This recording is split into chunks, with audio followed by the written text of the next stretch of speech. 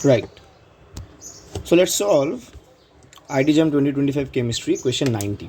ठीक है, तो क्या दिया गया है यहाँ पे एक बार देख लेते हैं, एक बार बड़ा करके देख लेते हैं, फिर बात करते हैं इसके ऊपर।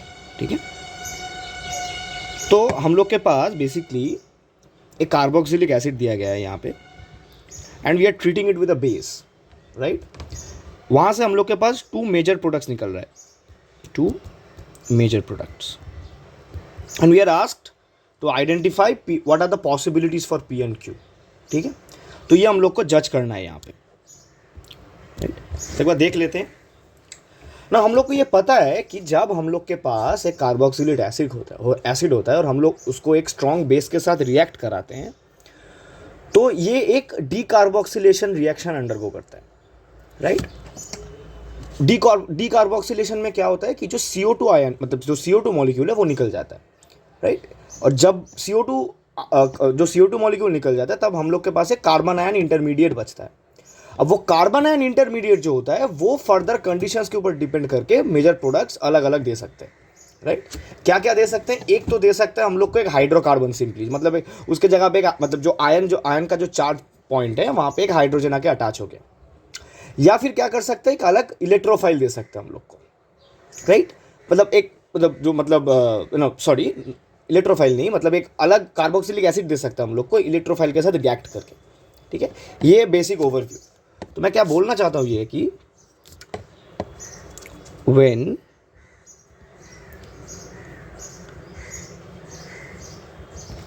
a carboxylic acid is treated with a strong base,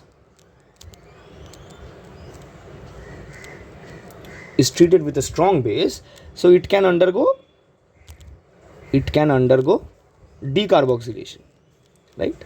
बहुत ही वेल नोन टर्म है, कोई प्रॉब्लम की बात नहीं। डीकार्बोक्सिलेशन कि CO2H हम लोग के पास ये जो बॉन्ड है CO2H, तो डीकार्बोक्सिलेशन में क्या होगा, बेसिकली ये CO2 पार्ट निकल जाएगा और जो कार्बन आयन इंटरमीडिएट फॉर्म होगा उसके साथ हाइड्रोजन अटैच होकर हम लोग के पास एक दे सकता है हाइड्रोकार्बन, या तो दे सकता है हम लोग के पास एक नया कार्बोक्सिलिक एसिड। ये है बेसिक ओवरव्यू। ठीक है, तो हम लोग के पास क्या हो रहा है, डीकार्बोक्सिलेशन हो रहा है, राइट। और डीकार्बोक्सिलेशन में क्या हो रहा है, losing CO2 to form a carbanion intermediate, right. Basic mechanism है रिएक्शन का, राइट। प्रोडक्ट से एक सर्टेन इंटरमीडिएट पे आके, रिएक्टेंट से एक सर्टेन इंटरमीडिएट पे आके, और जब हम लोग एक बार इंटरमीडिएट को जज कर लेते हैं उसके बाद we can sort of approximate what the necessary product should be. यही बेसिकली यहाँ पे हम लोग का आइडिया है, राइट। तो एक कार्बन आयन इंटरमीडिएट हम लोग को मिलेगा जब हम लोग इसको इस बेस को स्ट्रॉन्ग मान के चल रहे हैं। And the carbanion can react in two ways, as I was saying, कि एक तो हो सकता है कि नंबर वन कि the carbanion intermediate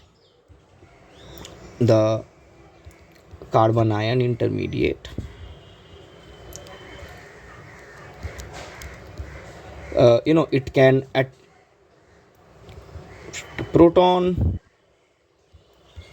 plus from the solvent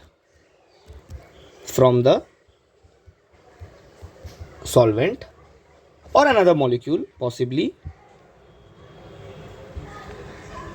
और हम लोग का जब ये एक प्रोटॉन एब्स्ट्रैक्ट कर रहा है फ्रॉम द सॉल्वेंट और द मॉलिक्यूल, तो जो आयन का जगह है वहां पे क्या आ रहा है, मतलब जो चार्ज को न्यूट्रलाइज करने के लिए हम लोग के पास क्या आना चाहिए, हाइड्रोजन। जो बेसिकली हम लोग बता रहे हैं यहाँ पे कि प्रोटॉन आ रहा है जिसके लिए वो मॉलिक्यूल स्टेबल होना चाहिए, चार्ज न्यूट्रलाइज हो जाएगा।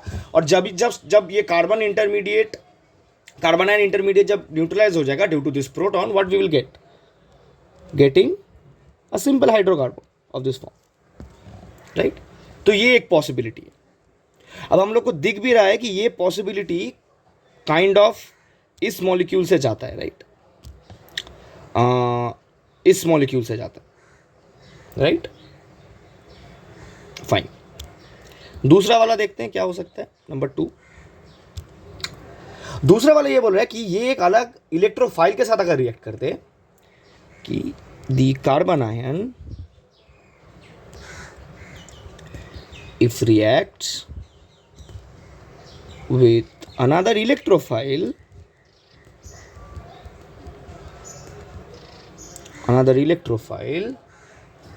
for example CO2, it will give us a new carboxylic acid, simply a new carboxylic acid. Fine. तो इसका मतलब कि ये वाला RCOOH की तरह दिखेगा, और हम लोग को यहाँ से दिख रहा है कुछ ऐसा, हम लोग को यहाँ पे दिख रहा है कुछ ऐसा, राइट. कौन सा वाला है? ये वाला. तो ऑप्शन डी राइट है, क्योंकि हम लोग के पास एक सिंपल हाइड्रोकार्बन मिल रहा है RH फॉर्म का, और एक कंपाउंड मिल रहा है एक कार्बोक्सिलिक एसिड मिल रहा है दूसरा, राइट. सिंपल केस यही है. Therefore option D should be the correct answer.